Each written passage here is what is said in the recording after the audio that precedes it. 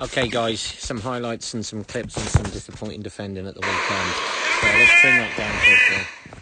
Okay, just going to roll that touch back. Okay, so at that point I'm happy with that because we've got Dougie's got his man there in the middle of the park. Jay's taking care of there. Jonah's in there and Sturlo's with his man. And to me this is about focusing on your man and not getting involved in somebody else's. Birchie actually comes across and kind of blocks Sturlo's run and he doesn't need to. And it's again focusing with your man because then Sturlo leaves his man and his man goes on through. Fortunately, not a great shot from it, but again, just those little errors. Okay, again, if I look at that, I'm happy with that. Jay's coming over to take his man. Jonah's on there. Dougie's in the middle of the park there with his man. So from that point of view, it's all good at the moment. Gets a good flick on, in fairness. Jonah goes wide. Now this is the bit that frustrates me, is that we seem to think that we've got to go and help Jonah there, and Jay Smith's there and his man is there. Just stay with your man. Now Jay does check his shoulder, looking at his man. Now the minute his back's turned, the player's gone behind him. Jay's decided, oh, Jonah needs help. Why? It's 1v1, he's on the touchline. Stay with your man. And a little reverse pass and all of a sudden he's inside. Fortunately, Robbo does a Caldebar and falls to the ground, but the ball is wasted anyway. Just looking at this is the free kick. A little bit of a niggle, nothing major really. Maybe stand up a little bit. But I think what's disappointing is how we concede this goal in terms of the free kick. And it's about our body shape, it's about marking space. And as yet, space has never scored in the history of football. And as the ball comes in, just roll it on a little bit. See Jay there, you look at your body shape. Could you be a little bit more? You look like you're closing yourself off to the pitch. So if you open your shoulders a bit, you can see where the ball's going. I'll put it into slow-mo because as it comes on a little bit then, Jay's now on the back foot trying to jump up. And as I said last week when we're marking a near post, if we can be in this position there, we can almost go forward to attack it there.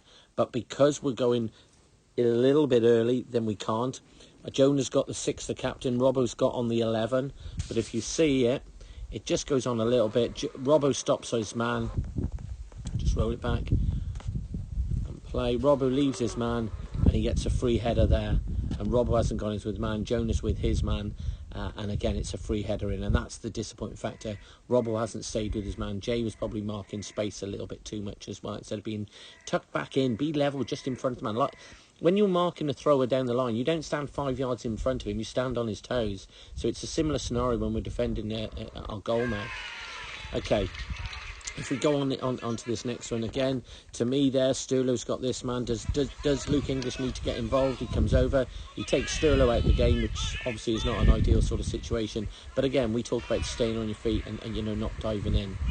This again, to me, this is a very disappointing one. So, at the moment, we've got Birchie at the back of the number 8. You can just see him there.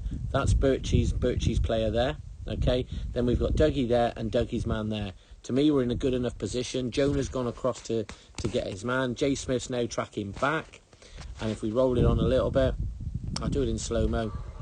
Again, Birchie now has got drawn into a near post area, which he doesn't need to be. Dougie's still with his man number 8. Jay is coming back to cover Jonah. Jonah's delaying absolutely fine. Roll it on a bit more, and now we're in a perfect position, in my opinion. Jay is now covering Jonah, so that's fine. My concern is the player out there, which is Birchie's man, so Birchie doesn't need to be so deep. Dougie is going to get attracted to the ball in a minute, or maybe by the 12 as it rolls on a little bit. And we watch it, and you look at it now. Look at our shoulders. Dougie's completely closed off, hasn't got a clue where 8 is. He's probably getting drawn a little bit to 12, or is he not? As it now comes out, now if you look at it, and this is the disappointing factor, our two centre mids, one there and there's there too, completely off him. What is that? At least 6 yards off him in our own penalty box. Birchie is deciding he wants to pick up the space there, and Dougie picking up the space there. And I'll repeat it, space never ever scores. Okay, roll it on a little bit more, and now as the ball comes across, 8 is now in a dangerous position. Okay, Robbo's got his man into there, 8 is completely 3. Dougie's out the game, Birchie's out the game as well. Okay, Luke English is going to get drawn over. As he gets drawn over, the ball drops to number 8, leaving player at the back post completely, because Luke English has had to go and close down 8 because Dougie's over there, and Birchie now has decided to go back to the goal line. Again, marking no one but space. A ball drops down, clear to the number 9, and he just puts it through the goalkeeper's legs. Disappointing because we seem to want to mark the space. To me, this is disappointing from Whitty in the middle of the park, only just come on. And is the lad going anywhere with this sort of header now? Nowhere, but Whitty just pulls out a needless foul in the middle of the park, giving them the opportunity to launch the ball into the box. Niggly foul, pathetic foul, but this is probably the most disappointing of the whole game. Again, the number 6 has got the run on Jonah on the back of him, but something happens here between Jonah and Buddy, because as it goes on, and I'm not defending Jonah here because he's in the wrong side of that player regardless, he's got the run on him, he's got the back of him, but for some reason he puts his hands up there as if he's asking Bunny. Now I don't know what he's asking him. I can only assume Bunny did put his hands up in the change room and say that, but to me that's a poor goal to give away and ending up the day in a poor performance.